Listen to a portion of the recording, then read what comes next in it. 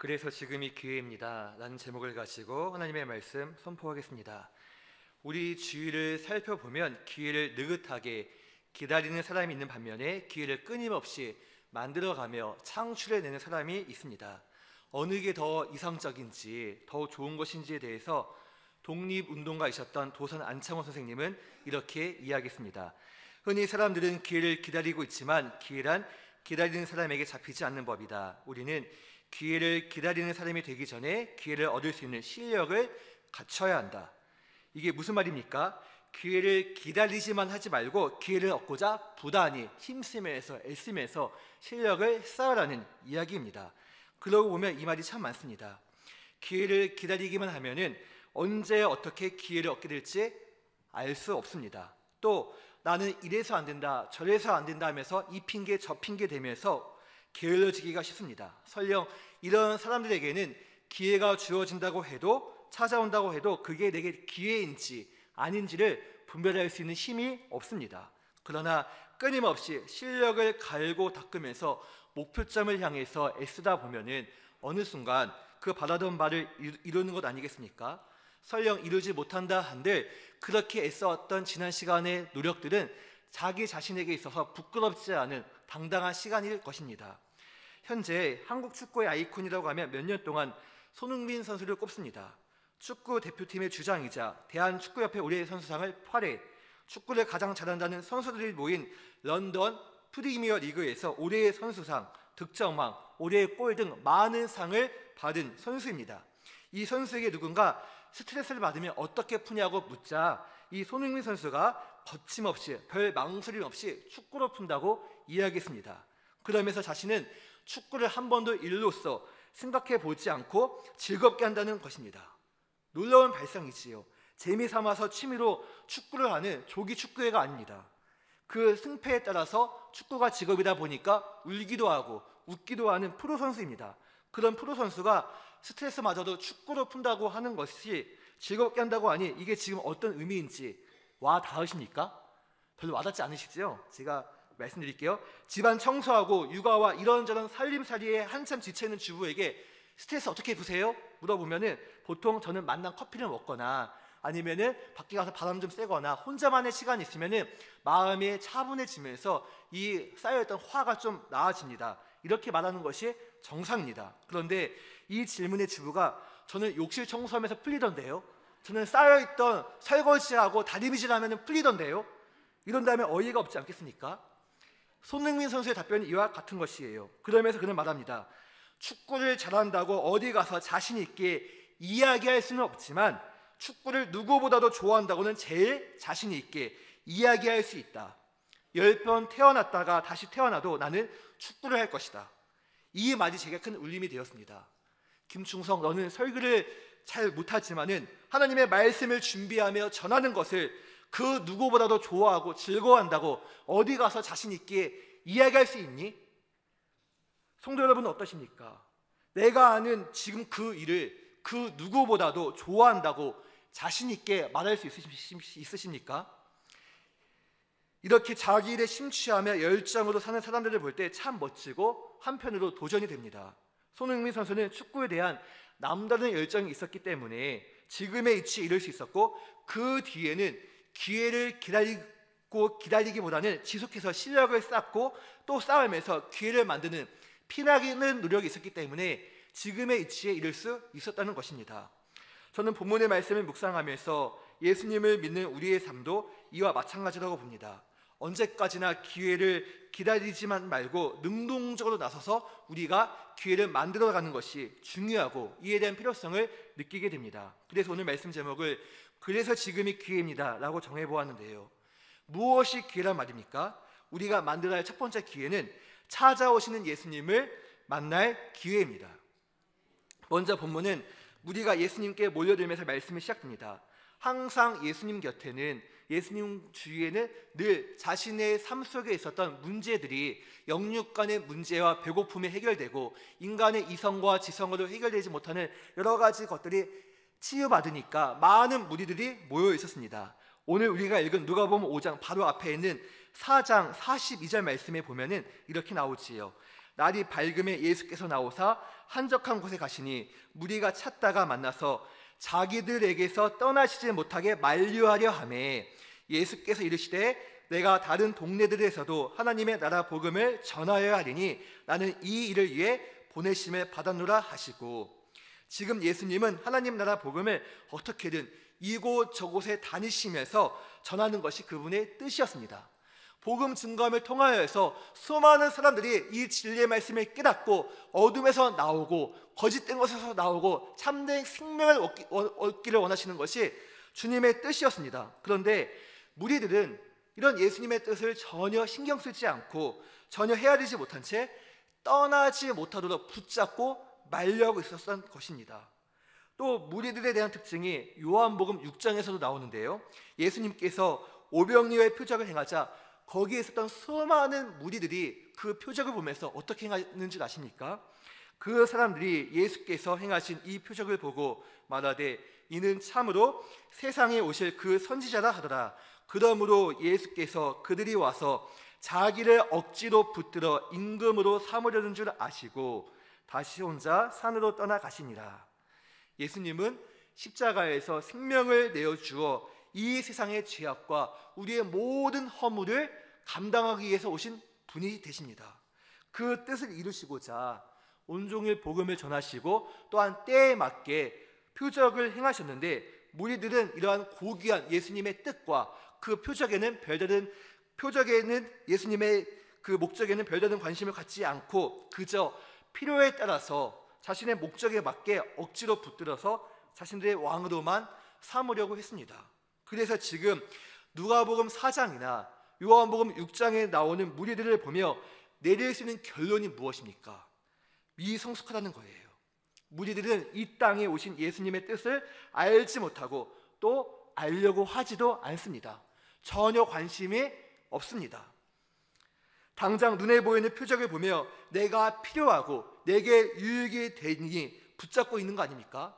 그러다가 자신의 필요가 채워지고 또한 채워지지 않으면은 언제 그랬냐는 듯이 두 손 털고서는 예수님을 떠날 수 있는 것이 이 무리들의 특징이었습니다. 오늘날 우리의 신앙도 크게 다르지 않습니다. 나의 신앙이 어떻게든 생명을 살리고 전하면서 지옥 갈 영혼을 구원하시기 위한 주님의 뜻에는 전혀 관심도 없으면서 오로지 내 것, 내 일, 내 가족, 내 사업 이것만 구하면 나의 필요한 목적에 맞게 그 뜻을 따라서 주님을 붙잡고 있다면 그게 바로 성경 속에 나오는 미성숙한 무리의 모습과 같다는 것입니다. 그래서 주님의 뜻을 알고서 바른 열심을 내야지 그저 내 열심만 낸다면 나 역시 이해관계에 따라서 언제든지 주님을 떠날 수 있는 위험 요소가 있음을 아셔야 합니다. 저는 소원합니다. 우리 교회 청북교회 성도들이 나밖에 모르면서 그저 내 열심만 내는 미성숙한 무리의 모습을 벗어나 주님의 뜻을 알고 따라가는 성숙한 신자가 되기를 바랍니다. 그리고 이제 주님은 제자들을 택하시고자 어느 한 배에 오르십니다. 그 배가 바로 그물을 싣고 있었던 시몬의 배였습니다. 그러면서 천국 복음을 전하시면서 말씀을 마치신 후 시몬에게 하신 말씀이 무엇이었나요? 우리 함께 4절 5절 말씀을 읽어보겠습니다. 말씀을 마치시고 시몬에게 이르시되 깊은 데로 가서 그물을 내려 고기를 잡으라. 시몬이 대답하여 이르되 선생님, 우리들이 밤이 새도록 수고하였으되 잡은 것이 없지만은 말씀에 의지하여 내가 그물을 내리리이다. 시몬은 어부 출신으로서 물고기 잡는 데는 잔뼈가 굵은 사람입니다. 그런 시몬도 밤새 수고하였지만은 물고기 하나를 잡지 못하는 것이에요. 그러나 시몬이 생계가 걸린 문제였기 때문에 먹고 사는 문제가 걸린 문제이다 보니까 예수님 말씀을 듣고 그물을 내립니다. 그리고 나서 어떻게 되었나요? 6절 7절 말씀 보니까 그렇게 하니 고기를 잡은 것이 심이 많아 그물이 찢어지는지라.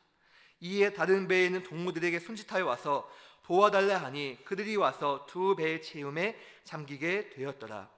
잡은 고기가 어찌나 많은지 그만 그물이 찢어집니다.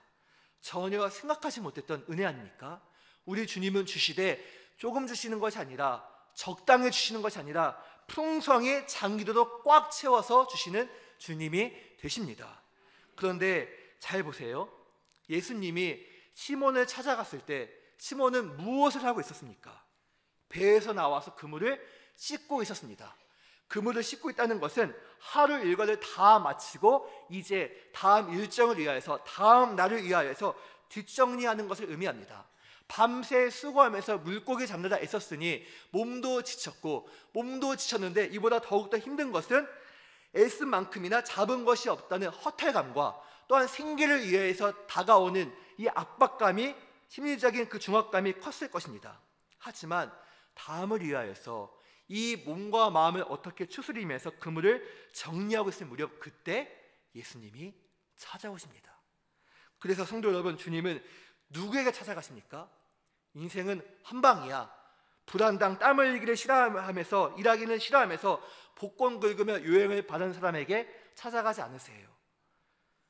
시간이 지나면 어떻게든 알아서 되겠지, 적당하게 타협하며 되는 대로 사는 사람에게도 찾아가지 않으십니다.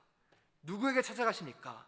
비록 일이 잘 풀리지 않아 지치고 힘들다 할지라도 노동의 현장에서, 그 삶의 현장에서 오늘도 열심히 피지땀 흘려가면서 애쓰는 자, 힘쓰면서 일하는 자, 최선을 다해 살아가는 자를 눈여겨보시면서 찾아가신다는 것입니다. 다윗도 마찬가지였습니다. 그는 양치기 소년에 불과했지요. 이스라엘에서 양을 돌보는 목자는 매우 흔하고도 천한 직종 중에 하나입니다. 하지만 성실하게 주어진 자리에서 양을 지키고자 맹수가 다가오면 생명을 걸고 나가서 싸웁니다. 그러던 어느 날 하나님의 말씀이 사무엘에게 임합니다. 너는 뿔에 기름을 채워 가지고 가라. 내가 너를 베들레헴 사람 이새에게로 보내리니 이는 내가 그의 아들 중에서 한 왕을 보았느니라 하신지라. 사무엘이 이새의 집으로 갔을 때 이 자리에 다윗은 없었습니다. 아버지 이새가 막내 아들이었던 다윗을 부르지 않았거든요. 형들은 왕이 될 수 있어도 너는 왕이 될 감이 아니라는 아버지께 인정받지 못했던 자가 바로 다윗이었습니다. 그러나 참된 아버지가 되시는 하늘 아버지 하나님은 다윗의 인생을 달리 보셨습니다. 양을 생명 다해 돌보고 성실하게 살아가는 그 삶의 자리에서 하나님을 찬양하는 다윗의 모습을 보면서 하나님은 그때부터 이 다윗을 왕으로 보시면서 찾아가신 것 아니겠습니까? 심지어 주님을 핍박하였던 바울도 그리했습니다. 그가 주님을 만난 시점은 예수 믿는 자를 잡아서 옥에 가두고자 다메섹을 향해서 가던 길이었습니다. 그는 이렇게 예수 믿는 자를 잡아서 핍박하고 옥에 가두는 것이 하나님을 위한 열심인 줄 알고 이 일에 상당히 매진하였던 자였습니다. 주님은 이를 보시면서 바울의 잘못된 열심과 열정을 바로 고쳐만 준다면 귀한 그릇이 되어서 복음을 위해서 쓰임받을 줄 알고서 그에게 찾아가신 건 아니겠습니까? 겨울에 별미 중 하나가 고구마일지요. 농사 짓는 분들 중에서 이미 고구마를 심으신 분들도 있으실 텐데요. 고구마 하면 떠오르는 분이 김용기 장로님이 되십니다. 이분은 우리나라가 한참 어려웠던 때에 어떻게 하면 고구마를 더욱더 크게 달리게 할 수 있을까? 고구마 지배법을 연구해내고요. 고구마를 가지고 무엇을 해먹을 수 있을까? 무려 12가지 고구마 요리법을 개발합니다. 또 추위에 약한 고구마를 어떻게 하면 오랜 시간, 장시간 보관할 수 있을까? 고구마 1년 저장 방법을 개발하여서 널리 보급한 분이에요. 고구마 박사입니다. 훗날 가나 농군학교를 세워서 설립하여서 후학들을 양성하면서 늘 강조했던 이야기가 일하기 싫으면 먹지도 말라. 한 손에는 성경을, 한 손에는 호미를 외쳤습니다. 한 손에는 성경을 들고 하나님께로부터 믿음과 소망과 용기를 얻었다면 이제 다른 손에는 호미를 들고 내게 주어진 일터에서 열심히 최선을 다해서 살라는 이야기 아니겠습니까? 그러므로 성도 여러분, 예수 믿는 우리는 하나님을 향한 열정만큼이나 지금 내가 하는 일, 내 직업에도 같은 열정을 품어야 합니다. 지금 내가 하는 그 일, 그것이 사람들이 알아주며 드러나는 자리일 수도 있고 모두가 쉽게 지나치면서 눈여겨보지 않는 자리일 수도 있습니다. 그런데 누구는 눈여겨보십니까? 하나님은 눈여겨보십니다. 그렇게 열심히 최선을 다해서 살고자 하는 자에게, 하찮고 작은 일을 할지라도 충성을 다하는 자에게 주님은 그 사람을 지켜보시면서 찾아가신다는 것입니다. 한 손에는 성경을, 한 손에는 호미를, 누가 그런 분들입니까? 말씀을 준비하면서 쉽게 답이 나오더라고요. 바로 오늘 수요 예배에 나온 성도님들, 또 새벽이면 새벽, 저녁 예배에 나오시는 분들 아니겠습니까? 그 시간에 다음 날을 생각하면서 쉽게 편해서 쉴 수도 있고, 또한 오랜만에 외식하자며 예배 한번 그냥 지나칠 수 있는데, 그 자리를 지키시는 분들을 볼 때 참 귀하게 느껴집니다. 땀 흘려 주차장에서 섬기시고 저 주방에서 뜨거운 음식과 씨름하시면서 애쓰시는 분들, 한 영혼을 붙잡고 눈물로 기도하시는 우리 교사분들, 찬양대와 찬양팀, 한편으로 우리 모두가 주님께서 주신 생명이니 그 생명을 누리면서 받은 은혜에 감사하며 시간을 드리고 물질을 드리며 주님을 섬기는 것이 당연하게 보일 수 있지만, 또 한편으로는 그러한 결심과 결단을 하고 그 자리 가운데서 애쓰시면서 섬기시는 분들을 볼 때 다시 한번 귀하게 느껴집니다.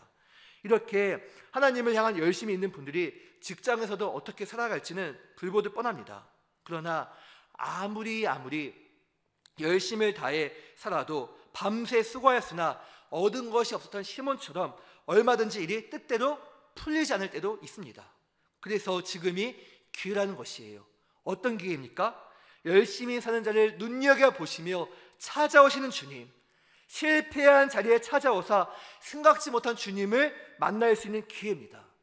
이 시간 우리 성도님들이 사모하는 주님을 뜨겁게 만나서 그물이 찢어지는 놀라운 은혜가 있기를 소망합니다. 지금까지 시몬을 찾아가신 예수님에 대해 살펴보았다면, 이제 찾아오신 예수님을 어떻게 베드로가 반응하는지 이 모습을 보며 은혜 나누기를 원하는데요, 이 모습은 지금 우리가 만들어야 할 두 번째 기회와도 연결이 됩니다.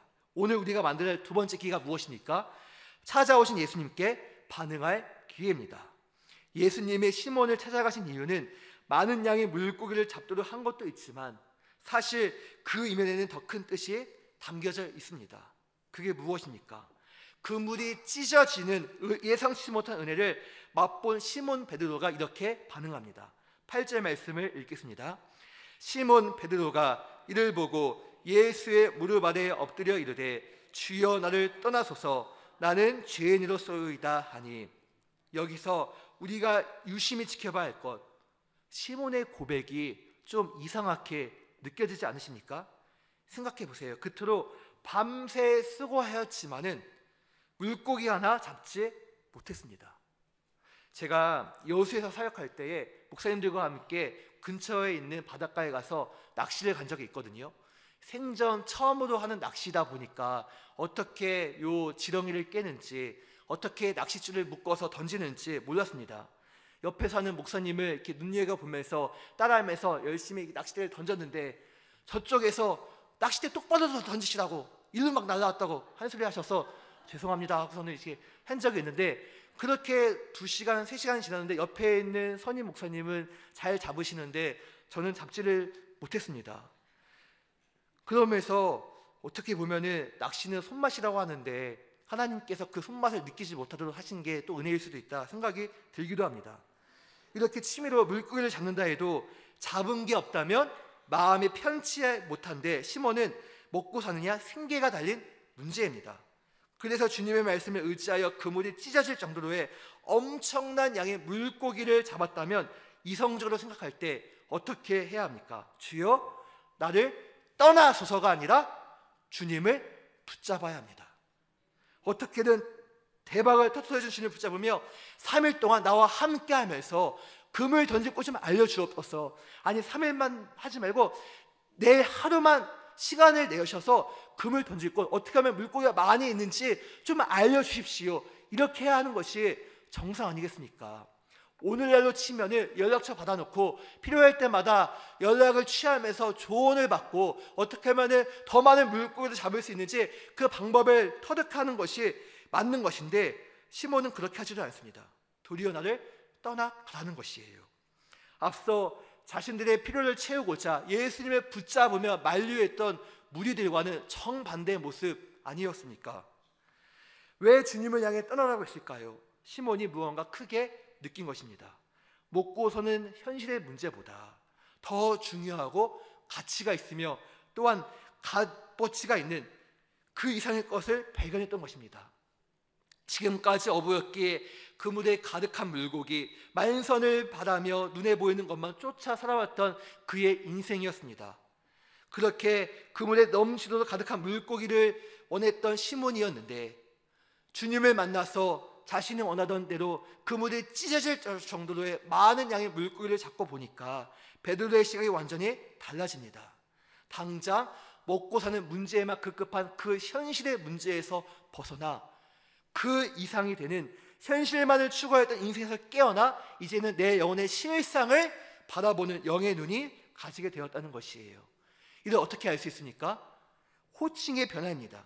예수님을 향한 호칭이 그물을 내리기 전에는 누구나 쉽게 부를 수 있는 선생님에서 그물을 내린 다음에는 놀라운 은혜를 맛본 뒤에는 믿는 자만이 할 수 있는 주님으로 바뀌었다는 것입니다. 그래서 물고기 하나 없이 텅 비었던 그물이 주님 말씀에 순종하여서 물고기 가득한 그물로 변한 것이 첫 번째 이적이었다면, 이보다 더 큰 이적, 더 큰 놀라운 이적은 베드로의 변화입니다. 베드로의 변화의 말로 주님께서 원하시는 진짜 목적이었고 진정으로 주님 바라시었던 뜻이었습니다. 영의 눈이 열려 지금까지 살아온 내 모습, 내 영혼의 실상을 바라보며 시몬이 얼마나 충격이 컸는지 이어지는 말씀을 보겠습니다. 자기 및 자기와 함께 있는 모든 사람이 고기 잡힌 것으로 말미암아 놀라고 세베대의 아들로서 시몬의 동업자인 야고보와 요한도 놀랐습니다. 예수께서 시몬에게 이르시되 무서워하지 말라, 이제부로는 네가 사람을 취하리라. 놀라워하며 무서워했다는 것입니다. 성도 여러분, 오늘날 우리의 삶도 밤이 맞도록 힘써 수고했지만은 텅 빈 그물같이 뜻대로 되기보다는 뜻대로 되지 않는 문제들이 참 많이 있습니다. 다른 집 자식들은 다 때가 되면은 취업도 하고 지 앞길 가름하면서 짝을 만나서 결혼도 하는데, 우리 집 자녀는 약간 부족한 것 같고 그것이 마치 못난 우리 부모의 마음인 것처럼, 내 모습인 것처럼 느껴지기도 합니다. 또한 연로하신 부모님을 뵈면서 마음이 아프기도 하고요. 거울에 비친 내 모습을 보면서 나도 이제 나이를 먹고 있구나 서글퍼지기도 합니다. 먼지 없는 집이 전혀 없듯 그 누구도 크고 작은 문제가 없는 집이 하나도 없습니다.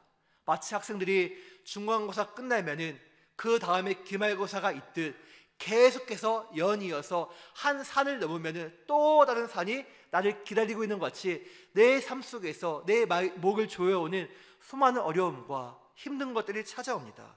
그러나 기억하십시오. 인생의 숱한 문제들 속에서 나는 결코 혼자가 아니라 주님이 일하시고자 찾아오신다는 것입니다. 이렇게 찾아오신 주님께서는 시몬에게 하셨듯 우리의 삶 속에는 겹겹이 쌓여있는 문제를 기도를 응답해 주시면서 해결해 주시면서 정말 바라시는 것이 있습니다. 우리는 기도 응답 받으면 여기서 끝난 줄 알지만 주님은 우리가 기도 응답 받는 것에서만 만족하지 않고 그 이상의 것을 원하시며 바라시는 것이 있습니다. 그것이 무엇일까요? 깊이 잠든 영혼의 잠에서 깨어나 나는 주님 없이 살 수 없구나, 온전히 주님을 믿고 의지하는 자녀도 성장하기를 주님은 원하고 바라신다는 것입니다. 그래서 찾아오신 주님께 반응하며 우리의 기도가 여태까지는 주님, 내 삶 속에 있는 쓴뿌리가 이렇게 저렇게 해결되기를 원합니다, 여기에서만 만족하며 기도가 끝나는 것이 아니라 더 나아가서 주님, 내 삶 속에 있는 이 쓴뿌리가 해결되고 이 문제를 통하여서 내가 주님 없이는 살 수 없는 연약한 자임을, 은혜가 필요한 자임을 알게 하여 주옵소서, 기도의 제목이 이어지기를 원하고 바라신다는 것이에요. 성도 여러분, 오늘날 우리의 삶 속에서 힘든 것이 올 때, 어려운 것이 올 때 어떻게 된다고요? 낙심하는 것이 아니라 이 문제를 통하여서 일하기를 원하시는 주님의 뜻과 계획이 있으십니다. 요즘 저에게 어느 분이 달리면 달라진다고 달리기를 저도 배우고 알려주시는데요, 그분 말에 의하면 달리기를 할 때 근육 조직도 골밀도 근육이 달라져 성장한다는 것입니다. 몸도 마음도 사역도 건강해진다는 것이에요. 그런데 이를 위해서는 한 번, 두 번 하는 걸로 끝나는 것이 아니라 계속 자극받아야 된다고 이야기를 해줍니다. 우리의 신앙도 마찬가지입니다. 하나님의 은혜에 노출되어 계속 자극받으셔야 합니다. 자극받아서 내가 하나님 없이는 살 수 없구나, 내가 은혜가 필요하구나, 내가 죄인이구나, 하나님을 떠나 아무것도 할 수 없구나, 하나님을 붙잡아야 된다, 말씀을 통하여서 기도를 통하여서, 찬양을 통해서, 구역 모임을 통해서 계속 자극받으시는 것이 필요합니다. 말씀과 기도와 찬양, 이 종합 선물 세트가 바로 예배입니다. 그래서 예배가 중요한 것이에요.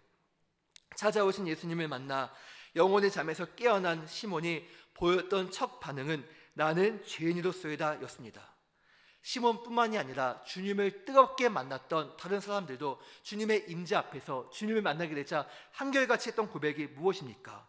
바울이 디모데에게 자신에 대해 말하기를 그리스도 예수께서 죄인을 구원하시려고 세상에 임하셨다. 죄인 중에 내가 괴수니라. 또 세리의 기도는 어떻습니까? 세리는 멀리 서서 감히 눈을 들어 하늘을 쳐다보지도 못하고 다만 가슴을 치며 이르되 하나님이여 불쌍히 여기소서 나는 죄인으로소이다. 누구보다도 열심히 산 줄 알았는데 주님 없이 살아왔던 지난 날들이 주님의 임재 속에서 그 주님의 광명한 빛 앞에서 내 모습이 비춰져 보다 보니까 내가 얼마나 부정했던지, 내가 얼마나 삶 속에서 은혜 없이 살아왔는지 고백하면서 내 자신이 눈이 떠져서 죄인이라고 고백합니다.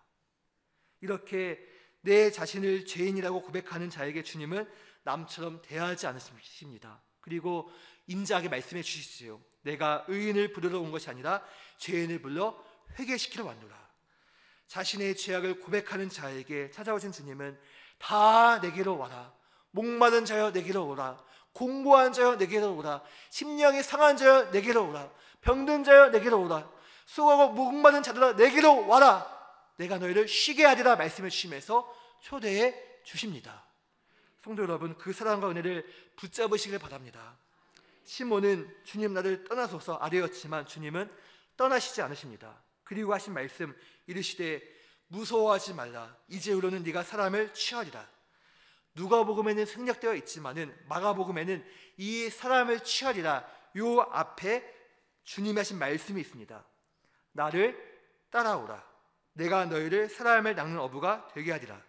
나를 따라오라는 것입니다. 여기서 우리는 중요한 또 한 가지의 영적인 교훈을 얻게 됩니다. 주님은 주님을 붙잡으며 떠나지 못하도록 만류하였던 무리들은 떠나가셨습니다. 그러나 나는 죄인이니 나를 떠나서서 했던 베드로에게는 오히려 나를 따라오라고 초대해 주십니다. 붙잡은 무리들은 되려 떠나시고 떠나가서서 했던 시몬은 붙잡으면서 나를 따라오라고 말씀해 주십니다. 지금 이게 어떤 차이인 줄 아시겠습니까? 찾아오신 주님께 반응하는 자, 영의 눈을 떠서 내 자신의 죄인임을 알며 겸손히 고백하는 자에게는 함께 하시면서 내가 살아가는 이유, 내가 살아갈 목적, 소명을 알게 하시면서 사명을 주신다는 것이에요. 시몬의 텅 빈 그물을 풍족한 그물로 바꾸어 주시고 나를 떠나서서를 나를 따라오라고 바꾸어 응답해 주신 주님, 그 주님을 뜨겁게 만날 수 있기를 소망합니다. 그렇다면 내 죄악을 깨닫게 하고 내 영혼의 실상의 눈을 갖게 하는 원동력, 찾아오신 예수님께 반응할 수 있도록 하는 그 힘이 대체 어디서 나옵니까? 바로 말씀입니다. 예수님께서 무리들을 향해서 가르치셨고 무리들이 그 말씀을 들었습니다.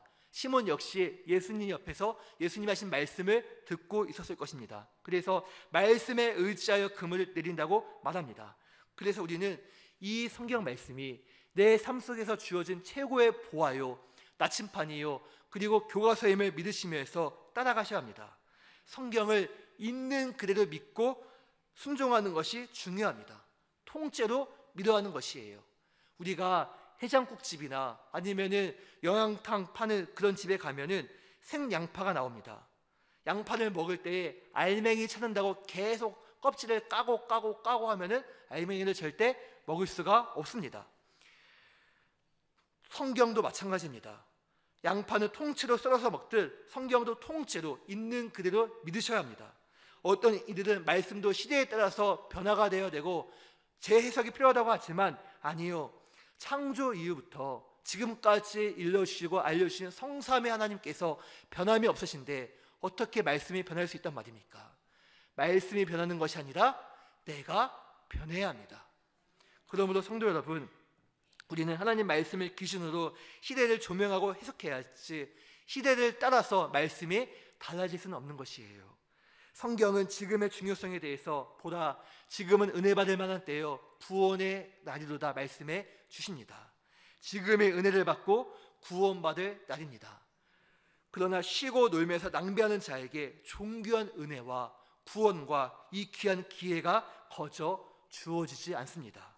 그 기회를 내 것으로 만들려고 하는 자에게, 예배를 드리시면서 주님을 사모하는 자에게 주님께서 부어주십니다. 오늘 우리는 내게 찾아오신 예수님을 만날 기회예요. 또한 찾아오신 예수님, 그 부르심에 반응할 수 있는 기회입니다. 이 기회를 붙잡으심으로 말미암아 더욱더 주님을 가까이하며 주님을 사랑할 수 있는 성숙한 우리의 모습이 되기를 원합니다. 주님이 우리와 함께 하십니다. 기도하겠습니다. 하나님 아버지 감사합니다. 하나님 아버지의 은혜와 사랑 가운데서 저희를 불러주시고 하나님 아버지의 이 시간에 말씀을 통하여 깨우쳐 주시니 감사합니다. 하나님의 말씀을 통하여 내 영혼이 깨어나서 찾아오시는 예수님을 반응할 수 있게 해주시고 그 예수님을 맞이할 수 있는 우리의 삶 되게 하여 주옵소서. 그리하여서 무리의 모습이 아니라 더욱더 성숙한 주님의 일꾼들 될 수 있도록 주님 우리를 써주시고 사용하여 주옵소서. 감사하오며 예수님의 이름으로 기도합니다.